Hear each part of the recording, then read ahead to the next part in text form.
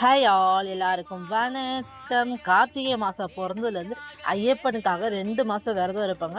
அதே மாரி இந்த வருஷம் நம்ம விரதத்த நம்ம கன்டின்யூ பண்ணோங்க. சரி கார்த்திகை, மார்கழி 2 மாசம் விரதத்த முடிச்சுட்டு, நேத்து தாங்க போய் இருமுடி செலுத்த போயிருந்தாரு. இது எங்கன்னா, நம்ம அடையாற ஐயப்பன் கோவில் இருக்குல்ல, அங்க தான் எப்பவுமே சபரிமலைக்கு போவாரு மோஸ்ட்லி. இந்த வாட்டி நம்ம அடையார்லயே இருமுடி செலுத்திடலாம் அப்படின்னு சொல்லிட்டு பிளான் பண்ணி போயிருந்தார். சரி அடையாருக்கு தானே போறாரு, நம்மளும் கூட போலாம் சொல்லி நாங்களும் ஃபேமிலியோட போயிருந்தோங்க.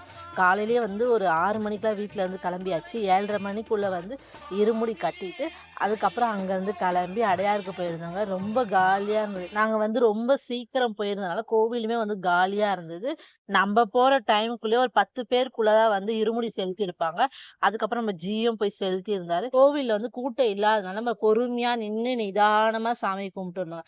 ஐயப்பனோட அருள் நம்ம எல்லாருக்குமே கிடைக்கும். அப்படியே நெக்ஸ்ட் கோவிலுக்கு கிளம்பிட்டோம். பாய். Thank you.